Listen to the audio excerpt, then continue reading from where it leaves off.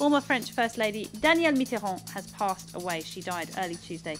She was 87 years old. And just to remind you of what we're talking about this evening on the France 24 debate, the Arab Spring is bearing fruit. Very complex transitions to democracy taking place in those countries that overthrew their leaders over the past 10 months. In Egypt, protesters are back out in force this Tuesday in Tahrir Square, saying the army, it must leave power now and transfer to civilian rule.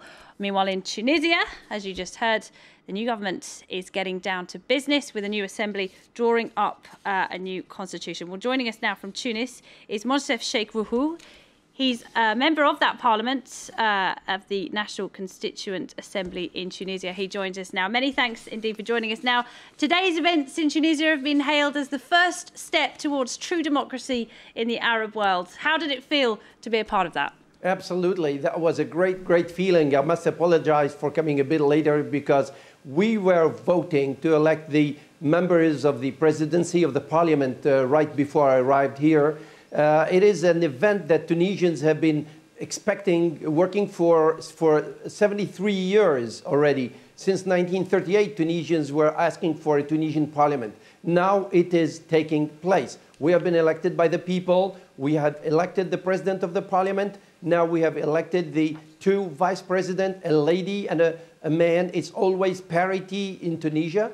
And we are going to get down to business as soon as tomorrow, because we have to vote as a parliament on the projects of laws, mainly the budget for 2012, where Tunisia needs a good push. And we are going to vote also on the constitution, so it's a dual job. And then the government will be organized. So I must correct what has been said. The government cannot be announced before a new prime minister is appointed and presents his program to the parliament and gets the approval of the parliament. Democracy is being followed pace by pace in this country, and this is wonderful. Now, the Islamist Ennahda party won the most votes in the election. Some people in the West especially are concerned that Tunisia's new regime will be an Islamist regime. What would you say to that? Well, I have good news and bad news for those people who are concerned about Islamists. The bad news first is that most of the Tunisians are Muslims. So don't expect them to be Muslims. Don't expect parties in Israel to be attacking being Jewish. So if there are parties that play the game of democracy in spite of their saying that they are Muslim Democrats, good for them. I belong to a party that doesn't play on Islam. It says it is pro-democracy but pro-progress. It's called the PDP. And we consider the other parties as our competitors, of course, but they are Tunisians like us, and they want the best for the country. So that's the bad news. The good news is that we are, all of us, intending on working for the best for the Tunisian economy, Tunisian justice, and Tunisian social issues. And this is why, even though we are in a parliament with different parties, some people will be in government, some others will be out of government, we might even be in opposition, but the opposition is always constructive. That's what democracy is about as well. Right. So I want to reassure everybody, having Muslim Democrats is no catastrophe for us. So please don't consider it a catastrophe from out of Europe. Okay, now the first thing you 217 MPs were charged with doing was drawing up a constitution. Why is it so important for Tunisia to have a constitution? Well, the constitution is the law of laws. And the constitution is going to determine which type of second republic we're going to have. Do we want a second republic that is mostly parliamentary, with a prime minister who is going to be in charge, like in Germany? Or is it going to be a presidential system like the one in France? People here are a bit wary about the presidential system because we had two presidents in 50 years, and once they get in power, they tend not to want to leave it. So Tunisians are looking towards a parliamentary system that would have a bit a strong president, but not an overwhelming president. The other elements the Constitution has to decide is to insist on parity, the right of women and men equal. That is very important for Tunisia. And three, it will have to stress the liberties in this country. Freedom, freedom, freedom within the law. So these three elements have to be put in the law of laws so that all of us can live together in this wonderful country. All right, thanks very much indeed. Well, we're joined now on the line by Edward Macmillan-Scott. He's Vice President at the European Parliament, I'm being told. He's here to talk to us a bit about Egypt. I don't know if you could hear what was just said, but in Tunisia, a constitution is very important to the country's new leaders. It seems to be a bit more controversial, though, in Egypt. Why do you think that is? Well, I think I've been in Tunisia a couple of times this year. I've been in Egypt about 3 or 4 times. And I think the difference between the two countries is that Tunisia is a delightful country of 8 million people, but Egypt is about 10 times that size and much more complex. And the situation in Tunisia is relatively stable. It was the first country to have the Arab Spring when Mohamed Bouazizi self-immolated in December last year, and then created the situation which led to this extraordinary series of revolutions in the Arab world. And they've had their elections on the 23rd of October for the Constituent Assembly. As you said in your earlier comments, Ennahda was the largest party, but there are other parties like the PDP party, which I know, which was being discussed by your previous contributor, and there are others. There are, in fact, over 100 parties at the moment in Tunisia, but they will merge together to fight the parliamentary and presidential elections to come. So the situation in Tunisia looks relatively benign. And whereas in Egypt, the situation is not so benign because the revolution of January the 25th led to an extraordinary upsurge of hope in Egypt. But to give you an example, I was talking to a friend earlier in Tahrir Square where there have been demonstrations now for several days. The speech by General Tantawi, I don't think, will satisfy the Egyptian people. No, it clearly didn't. Not the protesters. It certainly didn't. We had a lot of booing going on in Tahrir Square. Christopher Dickey, what are your thoughts? Well, I just wanted to make a point that maybe will help people sort of sort this out. The constitutions are important now because they've been irrelevant in the past. In fact, Rashid Ghannouchi, who's the head of the Ennahda party, said to me years ago, what you have to understand is that in our countries, in Arab countries, the dictators made up the laws and they broke the laws at their whim, which is exactly what the military is trying to do still in Egypt. And that's why there is such a fight going on about the Constitution, because people say, we want a real document that really is the foundation for the state, that really does give us the basis for moving ahead with something like the rule of law and not the rule of men. And that's the essential fight that's going on here. In Tunisia, because of the leadership, actually, of Rashid Ghannouchi, in large measure, they're moving in that direction. In Egypt, because of the non-leadership or the self-interested leadership of the military, they're not. And that's why there's so much tension. Now, Turkey has been hailed as an example, hasn't it, of how to have a Muslim country with a democracy. Do you think Turkey is a good example to other countries undergoing this kind of struggle right now? We have, of course, seen Prime Minister Erdogan in Egypt, in other countries, saying, look, this is the way you do it our way. Well, I personally happen to think that it is not, because what we are seeing failing in the region now is the Turkish model. Because the Turkish model started after the First World War, when Ataturk emulated the West and set up a constitution which is very Jacobin and very copied from the Swiss constitution. And it does not recognize it doesn't recognize the diversity of these countries, and in a way, it was a direct consequence of that type of thinking that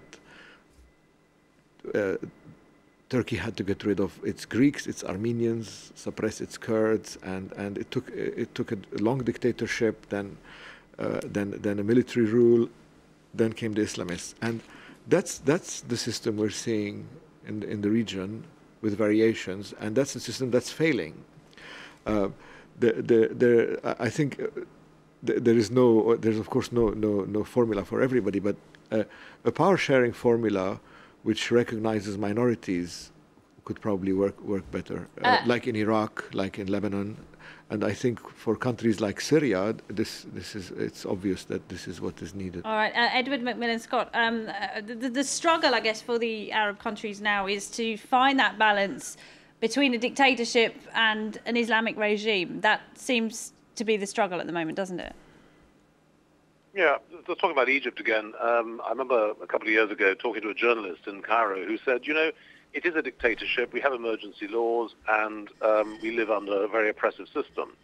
But the press is more or less free because they don't care what the press says. And that's one of the sort of dilemmas of countries like that. But I met one of the Syrian opposition leaders this morning here in Brussels, and we have in Syria a terribly agonizing situation where happily the neighbor Turkey, which has a long frontier, which should be a buffer zone for people to escape from Syria. We also believe there should be a no-fly zone, and Syria currently represents the most abject tyranny in the region, but it's also a very important country at the crossroads of the Middle East and so on and so on. So it's all very transitional. I don't believe Bashar al-Assad will survive. I don't think the Turks want him to survive. I don't think anybody but the Russians, for some bizarre reason, cherish his dictatorship of Syria. So there are varying sorts of dictatorship, but they all have fundamentally the same characteristic, which is they are absolutely the denial of democracy. And democracy is what the Arab people said they wanted in 2002 in the UNDP report on Arab human development. And they've gone on wanting ever since, and they've got it in Tunisia now. They will get it in Egypt. And in Libya, they're well on the way to it too. Right, that's right. We've got a new government unveiled today in Libya as well. But in Syria, Christopher Dickey, 8 months ago the uprising began, and there things are really going badly wrong, aren't they? Well, things are going badly wrong, and you have all these power games being played by the neighbors, especially Turkey at the moment, but also the Saudis and maybe even the Egyptians eventually. But I think people are too quick to say that Assad will disappear in the next few weeks or months because the fight is still not in Damascus. Damascus is to Syria what Paris is to France. And there's no uprising in Damascus. But the fight wasn't in Tripoli for a while, was it? No, but that was an all-out war. This is not. I mean, if Homs is in rebellion, it's as if Nantes or Rennes were in rebellion. It isn't the same thing. So the question is, what's going to happen in Damascus and when? As long as the merchant class in Damascus continues to stay quiet, if not indeed support Assad, then I don't think he's going anytime soon. And in any case, he's not going to give up and walk out of the presidential palace. This is a matter literally of life and death for him and for everybody around him.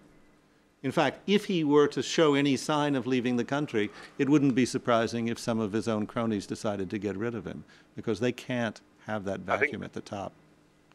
Edward Macmillan-Scott, yeah. Can I add a point on that? Please, yes. Mr. Dickey's comment. I mean, I think that there are a significant proportion of the merchant class you describe in Damascus is Greek or Cypriot. And one of the issues that I believe is now taking place is that they themselves, because of the sanctions that are being applied by the EU in particular, are beginning to reflect on their position and recognize that actually Assad in due course will go by some means or other, and they better hedge their bets. And so the opposition is now in direct talks. These business people are now, indeed some of the more prominent business people in Syria are supporting the opposition. I mean, this is a very, very interesting situation evolving in Syria, and I hope it ends benignly. And I just have to say that with 5,000 dead, it's not 3,500 as the UN says, it's many more than that, and 30,000 in detention, this situation has got to stop, and the EU should be doing a lot more to stop it. I wonder what the view is from Tunisia on that. Monsef Sheikh, who I believe is still with us. What do you think when you look at these other countries where revolutions began shortly after the one in your country? In Syria, for example, thousands of people have been killed. Do you have any hope that things might turn around there soon?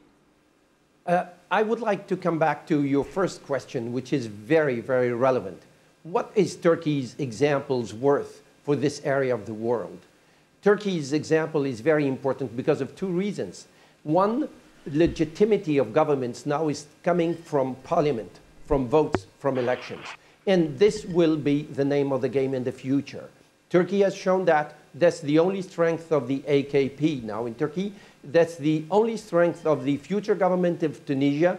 And hopefully, after all this mess stops in Egypt, we hope the best for Egypt, getting a real representative government through votes in Libya as well.